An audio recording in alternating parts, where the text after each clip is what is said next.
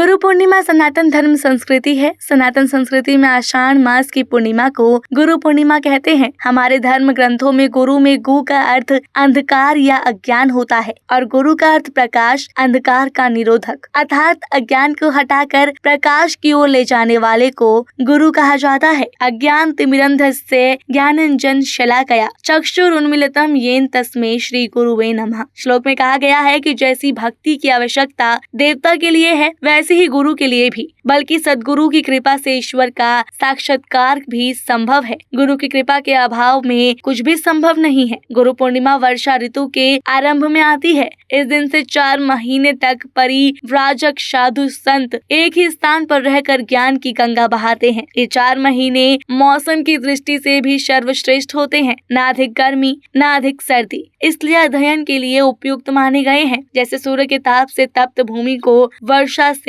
शीतलता एवं फसल पैदा करने की शक्ति मिलती है, वैसे ही गुरु चरणों में उपस्थित साधकों को ज्ञान, शांति, भक्ति और योग शक्ति प्राप्त करने की शक्ति मिलती है। हिंदू सनातन शास्त्र के अनुसार इस तिथि पर परमेश्वर शिव ने दक्षिणामूर्ति का रूप धारण किया और ब्रह्मा के 4 मानस पुत्रों को वेदों का अंतिम ज्ञान प्रदान किया। ये दिन महाभारत के रचयिता कृष्णदेवरायन व्यास का जन्मदिन भी है। वो संस्कृत के प्रखान विद्वान थे। उनका एक नाम वेद व्यास भी है। उन्हें आदि गुरु कहा जाता है क्योंकि उन्होंने सबसे पहले वेदों को व्यवस्थित किया, महाभारत जैसा महाकाव्य लिखा और 18 पुराणों का संकलन किया। उनका जन्म आषाढ़ मास की पूर्णिमा को हुआ था, इसलिए इस दिन को व्यास पूर्णिमा भी कहा जाता है और उनके सम्मान में गुरु पूर्णिमा को व्यास पूर्णिमा नाम से भी जाना जाता है। अगर इतिहास और पुराणों में झांके तो गुरु पूर्णिमा की शुरुआत महर्षि वेद व्यास जी के समय से मानी जाती है। गुरु पूर्णिमा का एक और गहरा और पौराणिक पक्ष है भगवान शिव से जुड़ा हुआ। कई शास्त्रों में शिव जी को आदि गुरु कहा गया है। कथा के अनुसार जब सृष्टि की शुरुआत हुई थी तब न कोई वेद था न कोई ग्रंथ। तब ब्रह्म ज्ञान की चाह में सप्तऋषि भगवान शिव के पास पहुँचे